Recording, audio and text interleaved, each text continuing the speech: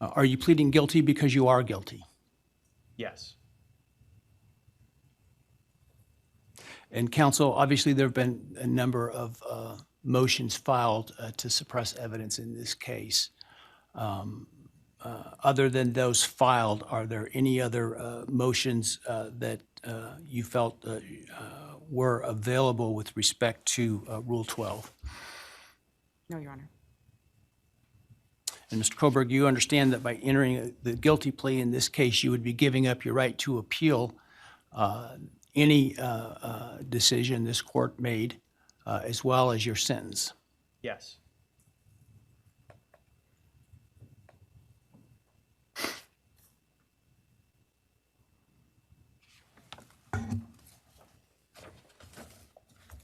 Have you had enough time to decide whether or not to plead guilty? Yes. Are you pleading guilty freely and voluntarily? Yes. Given your choices, do you believe it's in your best interest to plead guilty? Yes. Have you discussed fully the matter of pleading guilty with your attorney, and are you satisfied with the advice you've received? Yes. Has your attorney advised you to your satisfaction about what your rights are, what your defenses may be, and what the possible consequences to you of your guilty plea are? Yes. Has your attorney done everything you've asked them to do? Yes. Are you satisfied with their representation of you? Yes.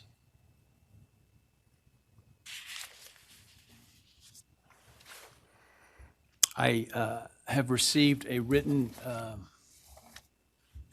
guilty plea advisory questionnaire that is purported to be filled out by you. Did you fill that document out? Yes. Did you understand the questions that you answered in this document? Yes. And are the answers that are outlined in this document your answers? Yes. Are those answers truthful? Yes. Did you sign the document? Yes.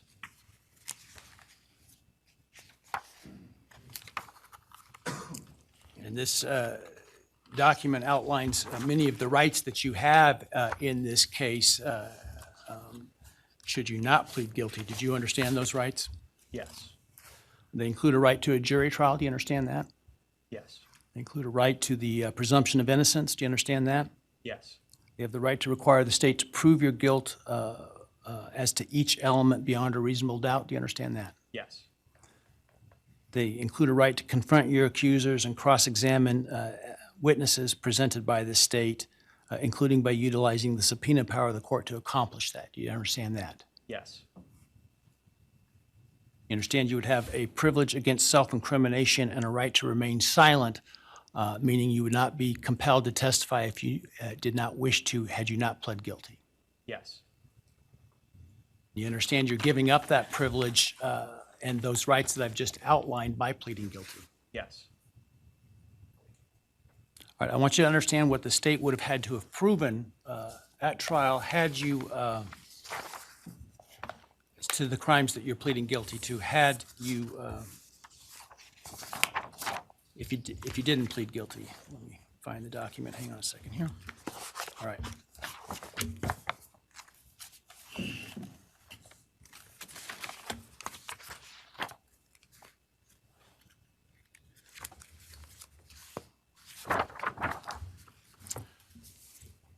So as to count one burglary, the state would have to have proven that on or about November 13, 2022 in Latah County, Idaho, you unlawfully entered a residence located at 1122 King Road in Moscow, Idaho, with the intent to commit the felony crime of murder.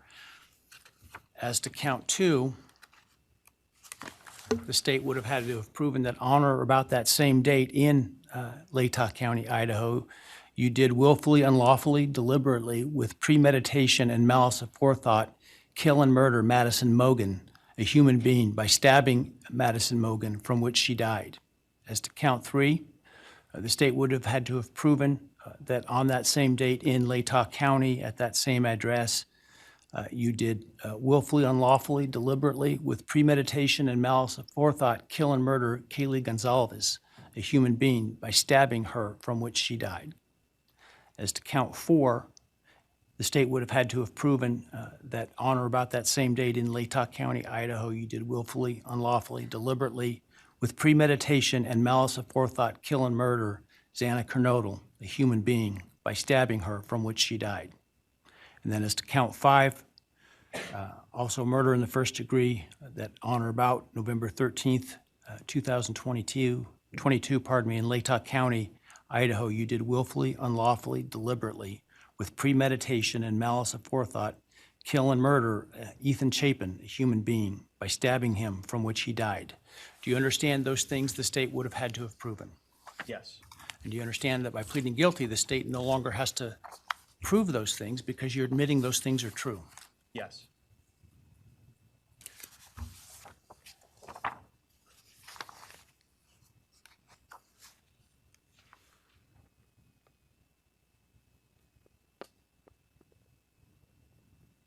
I want to also make, for the record, the defendant has provided with the guilty plea advisory form a document entitled Written Factual Basis that purports to have the defendant's signature dated 1 July 2025. Did you sign that document?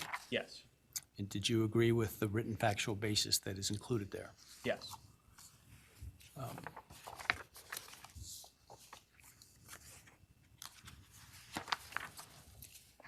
And then let me ask you, did you, on November 13th, 2022, enter the residence at 1122 King Road in Moscow, Idaho, with the intent to commit the felony crime of murder? Yes. Did you, on November 13th, 2022, in Latah County, state of Idaho, kill and murder Madison Mogen, a human being? Yes. And did you do that willfully, unlawfully, deliberately, and with premeditation and malice aforethought? Yes. Did you, on or about that same date in Moscow, Idaho, kill and murder Kaylee Goncalves, a human being? Yes. And did you do that willfully, unlawfully, deliberately, and with premeditation and malice aforethought? Yes. And did you, on that same date in Moscow, Idaho, kill and murder Xana Kernodle, a human being? Yes. And did you do that willfully, unlawfully, deliberately, with premeditation and malice aforethought? Yes. And then on or about November 13th, 2022, again in Latah County, Idaho, did you kill and murder Ethan Chapin, a human being? Yes. Did you do that willfully, unlawfully, deliberately, with premeditation and malice aforethought? Yes. With respect to count 1, burglary, felony, how do you plead, Mr. Kohberger, guilty or not guilty? Guilty. As to count 2, murder in the first degree, as it relates to the murder of Madison Mogen, how do you plead, guilty or not guilty? Guilty. As to count 3, as it relates to murder in the first degree for the murder of Kaylee Goncalves, how do you plead, guilty or not guilty? Guilty. As to count 4, the first degree murder of Xana Kernodle, a human being, how do you plead, guilty or not guilty? Guilty. As to count 5, the first degree murder of Ethan Chapin, a human being, how do you plead, guilty or not guilty? Guilty. Right. The court will find that the defendant understands the nature of the charges and each offense and the possible consequences to him of his guilty plea. The court finds that there is a factual basis for the plea and that finds the defendant believes the plea to be in his best interest. I find that the plea was given freely, voluntarily, and was intelligently made. I accept the plea. I direct that it be entered.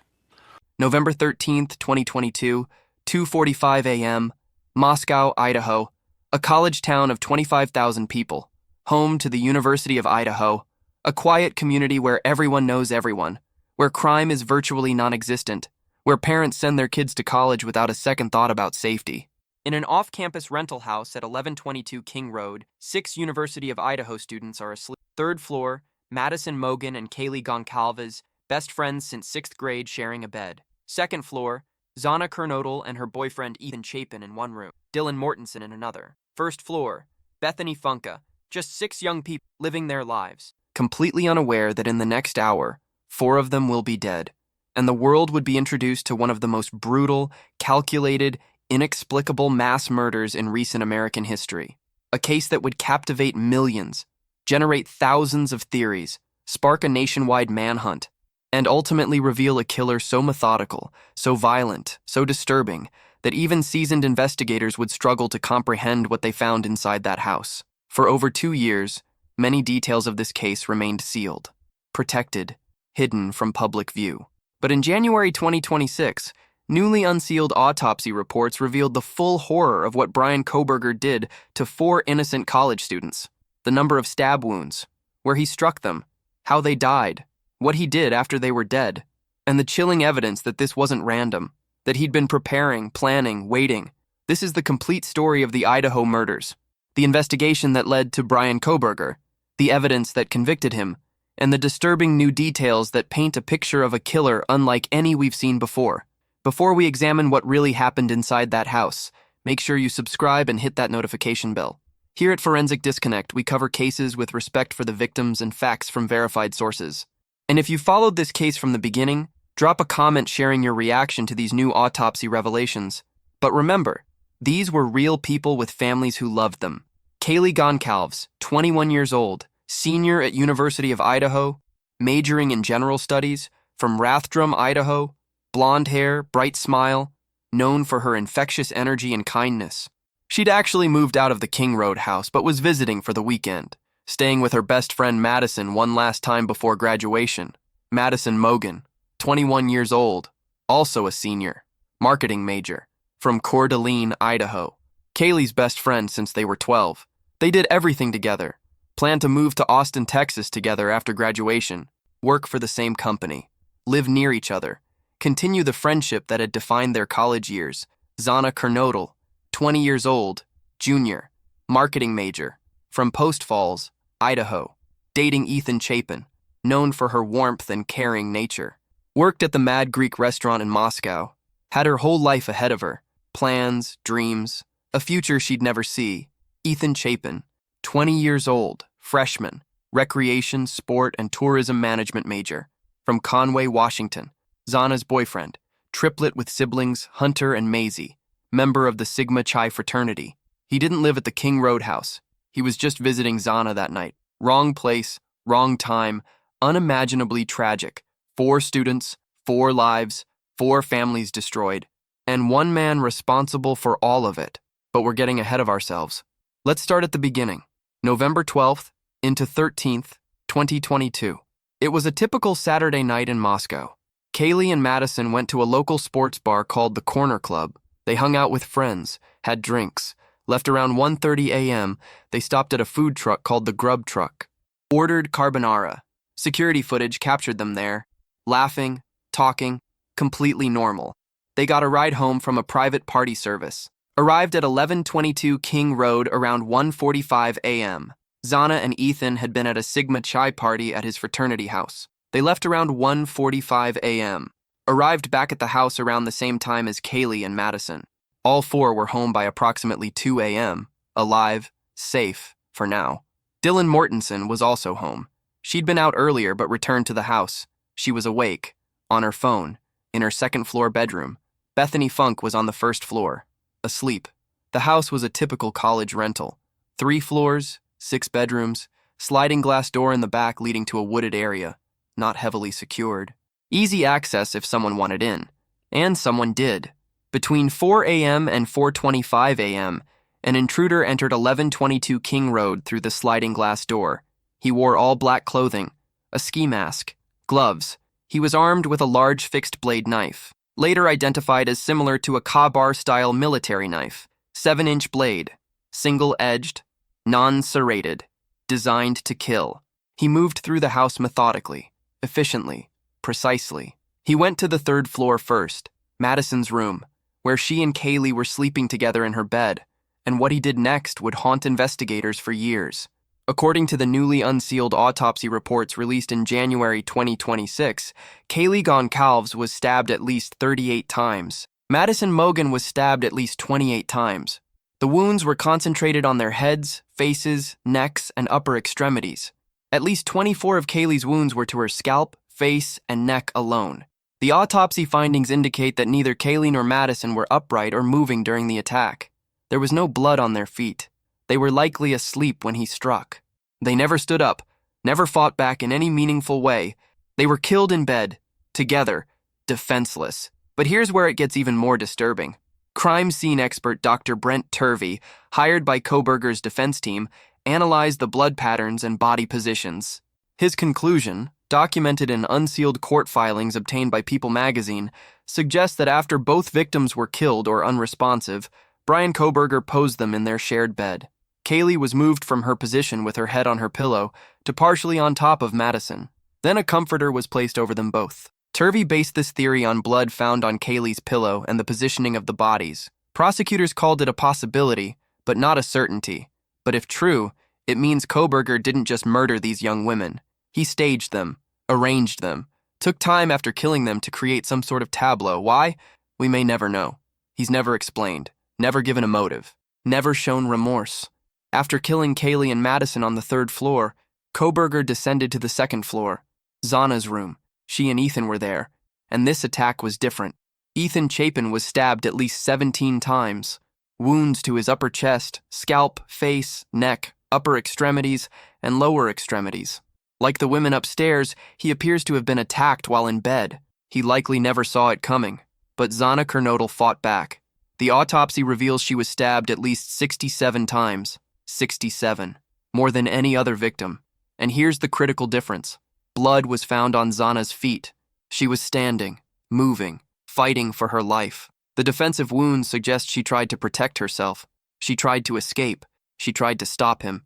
But against a man with a 7-inch blade, attacking in the dark with surprise and violence on his side, she stood no chance. He stabbed her 67 times. Her heart, her lungs, fatal injuries. She died in that room, Ethan beside her. The total count from all 4 victims, at least 150 stab wounds. 150 times Bryan Kohberger plunged a knife into 4 young people. 4 students who'd never done anything to him, who didn't know him, who were just living their lives. But here's what haunts investigators: the time frame. From entering the house to leaving, the entire attack lasted approximately 15 minutes. 15 minutes to kill 4 people, inflict 150 stab wounds, move between 3 different rooms on 2 different floors, pose 2 victims, clean up enough to leave minimal blood trail, and escape without leaving obvious bloody footprints. Defense expert Dr. Brent Turvey argued this timeline suggested 2 attackers. He said it wasn't reasonable to think one person could control Ethan while attacking Xana, could inflict such different types of wounds on different victims, could clean up bloody hands and footwear and exit in 15 minutes. He pointed to diluted blood found on walls and common areas as evidence of cleanup.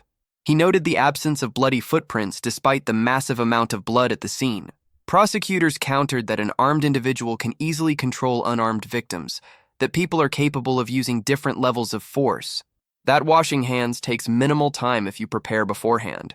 That removing protective gear like gloves is quick and simple. Ultimately, Kohberger pleaded guilty, admitted to all 4 murders, so we know it was one person. We know he did this alone. We know he's capable of extraordinary violence in a very short time frame, but we still don't know why.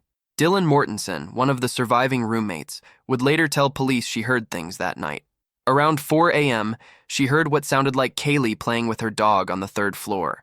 A little later, she heard crying. Then a male voice saying something like, "It's okay, I'm going to help you." She opened her door, looked out, saw nothing, heard more noise, opened her door again. And this time, she saw him. A man, 5'10" or taller, athletically built, wearing all black. A ski mask covering most of his face, but his eyebrows were visible, bushy eyebrows. He walked past her, toward the sliding glass door, made eye contact with her, and left. Dylan was frozen, in shock, terrified. She went back to her room, locked the door. She didn't call 911. She didn't wake Bethany. She just stayed in her room until morning, paralyzed by fear and confusion. At 11:58 a.m. on November 13th, one of the surviving roommates called 911. The exact caller has never been publicly identified, but reports indicate multiple people were at the house by that time. The initial call was for an unconscious person. Responding officers entered 1122 King Road and discovered a scene of unimaginable horror. 4 bodies, blood everywhere. Obvious signs of extreme violence. This wasn't a fight gone wrong. This wasn't a robbery. This was a massacre. And Moscow police, a small department in a town that averages less than 1 homicide per year, had never seen anything like it. The investigation began immediately. The FBI was called in. Idaho State Police. Dozens of agencies contributing resources. Tips flooded in. Thousands of them. Everyone had a theory. Social media exploded with speculation. Amateur sleuths analyzed every detail. Pointed fingers at innocent people. Created chaos. Meanwhile, investigators were working the case methodically. They canvassed the neighborhood, interviewed hundreds of witnesses, reviewed surveillance footage, analyzed phone records, tracked vehicle movements, and slowly, carefully, they pieced together what happened. Critical evidence was found at the scene: a knife sheath, tan leather, K-bar style, left on the bed next to Madison's body. Kohberger's biggest mistake. Inside that sheath, investigators found DNA. Not blood, not tissue. Trace DNA. Touch DNA. So small it couldn't be seen, but it was there, on the snap button. Investigators ran the DNA through law enforcement databases. No match. The person who left that sheath had no criminal record. But forensic genealogy changed everything. Investigators used genetic genealogy databases, public ancestry websites. They built a family tree from the DNA, narrowed down potential suspects, and one name emerged: Bryan Kohberger. Bryan Christopher Kohberger. Born November 1994, 31 years old at the time of his arrest, from Albrightsville, Pennsylvania, PhD student at Washington State University in Pullman, Washington, just 8 miles from Moscow, Idaho, studying criminology. Yes, criminology, the study of crime and criminal behavior. He was literally studying how to investigate crimes while allegedly committing one of the most brutal murders in Idaho history. Kohberger had moved to Pullman in August 2022 to begin his doctoral program. 3 months before the murders, he was a teaching assistant, taught classes on criminal justice. His fellow students would later describe him as intelligent but socially awkward, intense, obsessive about certain topics. One classmate received a strange text from him in July 2022. "Hey, I am pretty sure we spoke about hiking trips yesterday. I really enjoy that activity, so please let me know. Thanks." Just odd. Stilted. Trying too hard to connect. His internet search history, revealed in court documents, was disturbing. He'd searched for Ted Bundy, serial killers, true crime content. And after the murders, he searched University of Idaho Murders. He was following the investigation into his own crimes. Investigators tracked Kohberger's movements. His white Hyundai Elantra had been spotted near the King Road house multiple times before the murders. Cell phone data showed his phone in the area around the house at least 12 times prior to November 13th. He'd been surveilling the location, studying it, planning. On the night of the murders, his phone was off or in airplane mode from approximately 2:47 a.m. to 4:48 a.m., the exact window when the murders occurred. But cell towers picked up his phone before and after. He'd left his apartment in Pullman, driven toward Moscow. His phone went dark, then reappeared, heading back to Pullman. Then, hours later, he returned to the King Road house area. Prosecutors believe he went back to see if police had been called, if his crimes had been discovered yet. Steve Goncalves, Kaylee's father, would later say Kohberger realized no one had called 911 yet, and that's when he took his selfie. At 10:31 a.m. on November 13th, 2022, approximately 6 hours after stabbing 4 people to death, Bryan Kohberger took a selfie. He's standing in a bathroom, white-tiled shower behind him, wearing a button-down shirt, earbuds in, smiling, giving a thumbs up. Prosecutors introduced this photo in court filings in March 2025. They argued it showed his bushy eyebrows, matching Dylan Mortenson's description of the intruder. Defense attorneys objected, saying it was prejudicial. But Steve Goncalves, Kaylee's father, saw something else in that photo. In an interview on Fox and Friends, Steve called it a trophy. "I see somebody that was there making himself a trophy," he said. "I know the timeline. I know that he had just returned to the crime scene and he had come back. He had realized that nobody had called 911. To him, that's his little trophy to let him know, like, hey, I got away with it. Nobody's on me. Whether that's true, we'll never know." Kohberger has never explained, never spoken publicly about the murders, never offered a motive, never shown remorse. He's a void, a blank, a killer who destroyed 4 families and refuses to explain why. Investigators obtained a search warrant for Kohberger's Amazon account. They discovered he'd purchased a K-bar-style knife 8 months before the murders, in March 2022. He'd been planning this for a long time. On December 30th, 2022, 47 days after the murders, police executed an arrest warrant at Kohberger's parents' home in Albrightsville, Pennsylvania. He'd driven home for winter break. Investigators had followed him, watched him. When they arrested him, he was wearing exam gloves. His family noticed he'd been obsessively putting trash in Ziploc bags before taking it out. He was trying to eliminate evidence, trying to prevent police from getting his DNA. Too late. They'd already gotten it. When they searched the trash outside the Kohberger home, they found DNA that matched the familial profile from the knife sheath. It was him, no question. Kohberger was extradited to Idaho on January 4, 2023, charged with 4 counts of first-degree murder and 1 count of burglary. He entered a not guilty plea.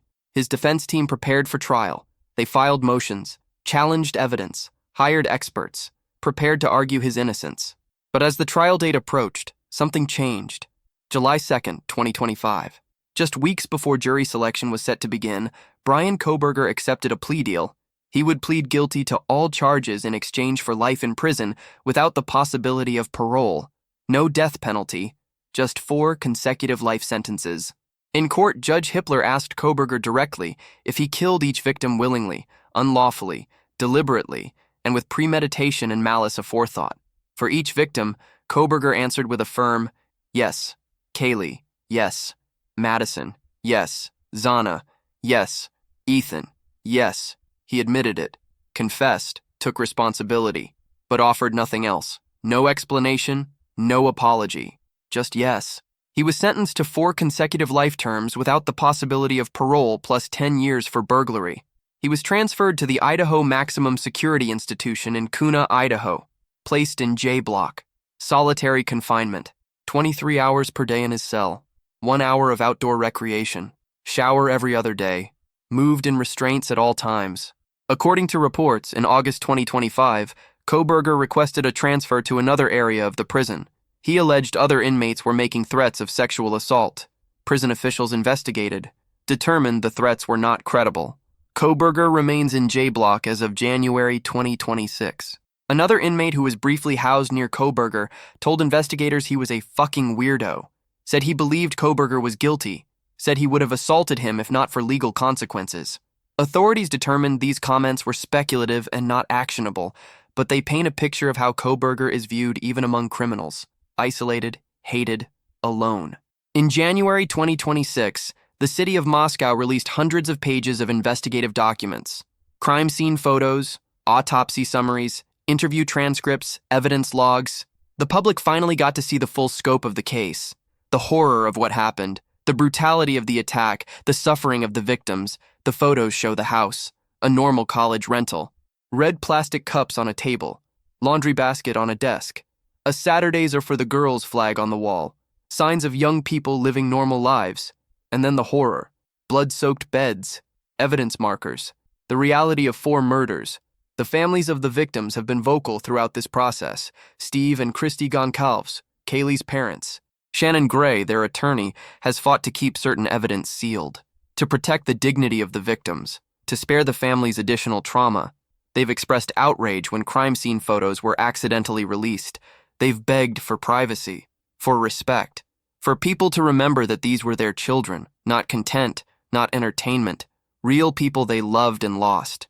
Ben and Jill Mogen, Madison's parents, quiet in their grief but present at every court hearing, watching, waiting for justice, for closure that will never truly come. Jeffrey and Kernodle and Kara Northington, Xana's parents, advocating for change, for better security, for awareness, for something good to come from this tragedy. Stacy and Jim Chapin, Ethan's parents, his siblings Hunter and Maisie, a family torn apart, triplets separated forever, a son, a brother, gone in the most senseless way imaginable. These families will never be whole again.